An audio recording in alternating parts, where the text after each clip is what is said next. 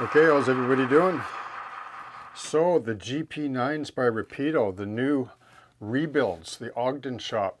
These these locomotives I just want to talk about for a few minutes. Like, I'm not going to give you a blow-by-blow review on them because I think there's people, on YouTube and so on that like to do that, and I'll let them have that sort of branding. Like, that's really not what my channel's about. But I do like to talk briefly about locomotives, like the factory ones that come out mostly that I'm impressed with. So I've mentioned in the past that there's no perfect locomotive, but I would have to say that these are pretty close. And I'm going to mention to you why I don't think they're perfect. And I'm going to show you a fix, like how to fix to make them perfect. So I've been waiting for these for a long time. Excuse me. Like, as you know, I'm a big fan of SRY, and this layout is sort of predominantly about SRY and the relationship they have with Canadian Pacific and Canadian National, etc., and BNSF.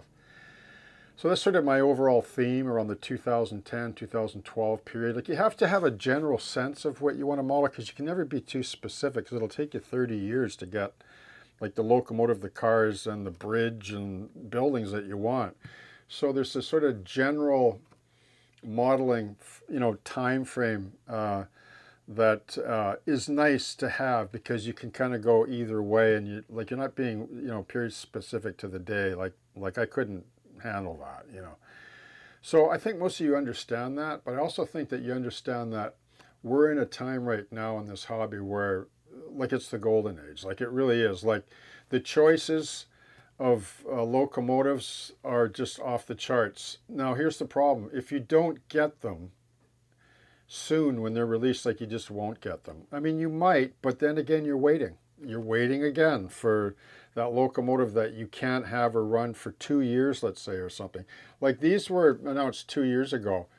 I was converting Walthers GP9s, like the old proto style, and I still have a few more that I want to do, because these are the 4-step Ogden shop, these SRY units with the beacons and the beautiful bright lights.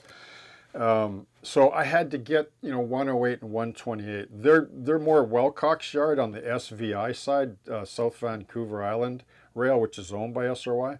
But these CP units, I sort of grabbed those as well, because they are, like, there's differences.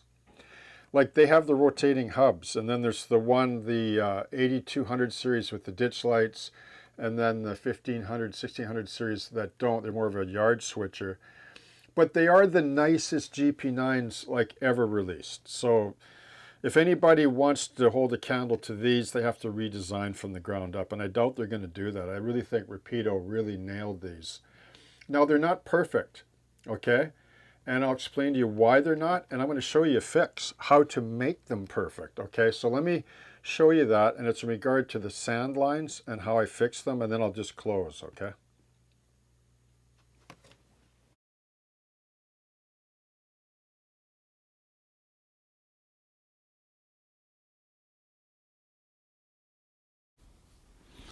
Okay, how's everybody doing? So I just want to show you how to fix these drooping sand lines on the new Rapido GP9s. These are beautiful units, by the way. I've mentioned them before. They run beautiful. They're fully prototypical in almost every way. Like, the whole line of these new Ogden shops GP9s are, well, they're the best there is. Like nobody can match these. So no locomotive is perfect, okay? Like, you're always going to have issues, but they're all fixable for the most part. See the sanding lines here? So they're there, like, they're sort of floppy, see? So a couple reasons for that, probably, I'll venture to say, is number one, so they don't break, because we would complain if they did. And number two, so they don't impede the pivoting of the trucks. So I've done sand lines like this on locos before. I made them out of brass. Like, if you have the room and they're stiff, you can still bend them.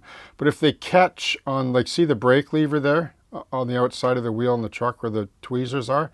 So when they pivot and they catch, like, they could cause derailments or the performance of the model. So maybe that's why they did it. I mean, they're all modeled here, but they're that kind of new floppy, sort of like, it's like these MU cables too. They're rubbery kind of now.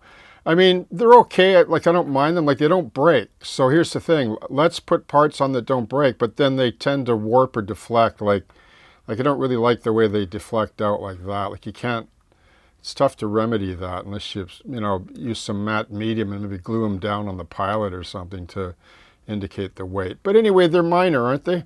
But these are not so much, because I'll tell you why. These are so long. Like, if I can just grab one here, forgive me for the black on black, but see how long it is? Like, look at that. So what happens is, and this happened to me twice, is this, I was backing up and it got underneath the wheel and the wheel rode over it and it derailed the locomotive and it shorted. So, like on a turnout, I think it was. So you gotta fix that, because some sit good, some don't. So what I do is I just grab the sanding line and I lay it on top of the, there's a bracket here on the bottom of the truck that extends out for the brake lever. See that? It's got little tiny holes in it. Okay. So let me grab my little brush here, and once again, oops, sorry, my matte medium. So I wet the brush, and I take just dip the end of my brush in pure matte medium, and I just put a little blob right here.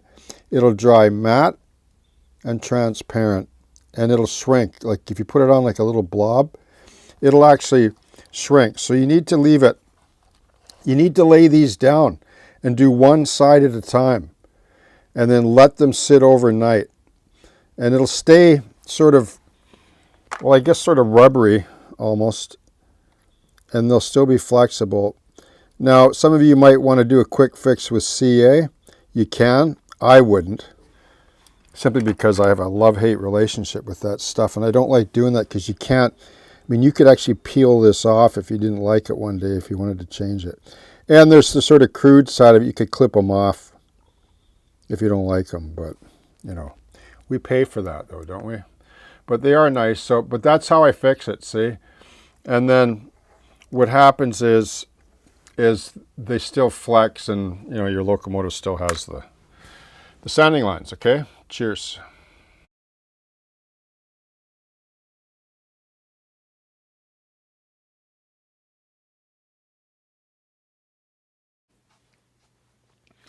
Okay, so the sand lines are basically a really easy fix. It just one evening, just lay them down or lay it down, and then just glue one side like that.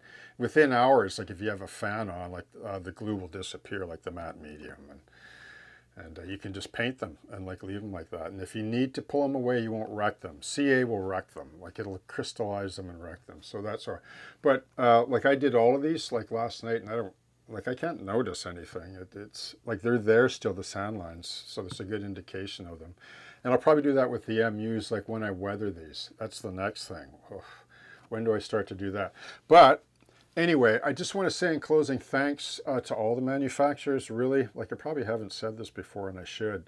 Look, I like to be able to express my unbiased or my biased opinion about locomotives, which is why I generally don't do sponsorships. I think I've mentioned that, because I don't want to be compelled to say something about something that's not true, like to me and my experience.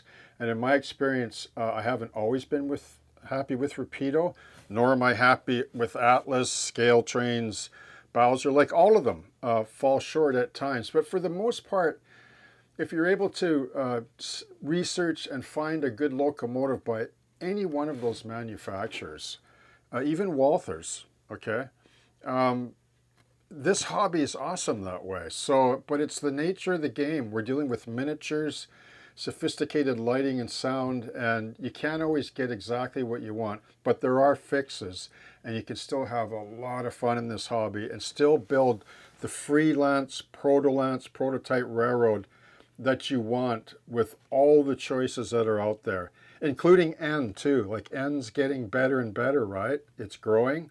It's got my attention. And there's those that are in O and other scales as well, okay? So have fun. The sky's the limit. We're living in a good time for what's available right now. And happy mauling to you, and I hope that you have a great day.